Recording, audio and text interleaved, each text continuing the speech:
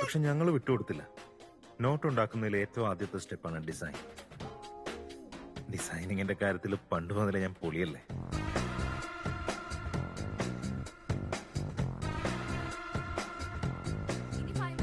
സ്കൂളിൽ നിന്ന് തന്നെ പഠിച്ചൊരു പാഠമുണ്ട്. ജയിക്കാനായിട്ട് ഒന്നുകിൽ എല്ലാം ബൈഹാർട്ട് ചെയ്യണം, അല്ലെങ്കിൽ ഫുൾ സിസ്റ്റം തന്നെ ബൈപ്പാസ് ചെയ്യണം. പുതിയ നോട്ടിൽ ഒരുപാട് ലൈൻസും ഡീറ്റെയിൽസും ഉണ്ട്. പോരാഞ്ഞിട്ട് ഭാരത് ഇന്ത്യയുടെ മൈക്രോ ലെറ്ററിംഗ്, അതും ഗാന്ധിജിയുടെ കോളറിൽ. വില കൂടിയ ഹൈ റെസൊല്യൂഷൻ സ്കാനേഴ്സിന് പോലും ഇത് മാച്ച് ചെയ്യാൻ പറ്റില്ല. അതിലെ ലൈൻസ് പരസ്പരം സൂപ്പർ ഇമ്പോസ് ആയി പോകും. ഇറ്റ്സ് കോൾഡ് എന്താ അതിന് പറയാ, മൊയർ എഫക്ട്. ഇതുണ്ടാക്കാൻ സ്കാനർ അല്ല, ആർട്ടിസ്റ്റ് ആണ് വേണ്ടത്.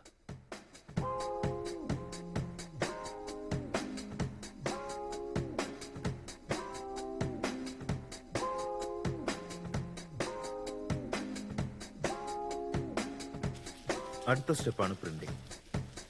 മെഷീനിലുള്ള ഇങ്കും റിബണും അതിനേക്കാൾ നന്നായി ഫിറോസിനറിയാം.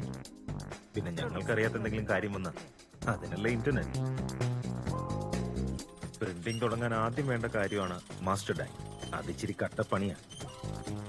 ആദ്യം കോപ്പി, പിന്നെ അത് ഫിക്സ് ചെയ്യണം, പിന്നെ ഫ്രിക്ഷൻ, അതിനുശേഷം പ്രിന്റ്.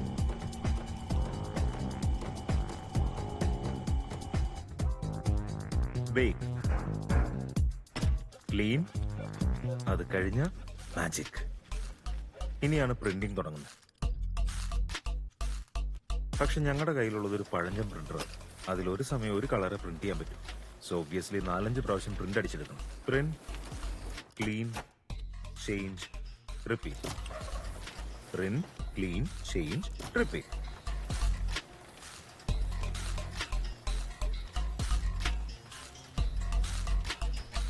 Next step cutting. മോട്ടറുള്ള മെഷീൻ ആയിരുന്നെങ്കിൽ പണി എളുപ്പമായിരുന്നു.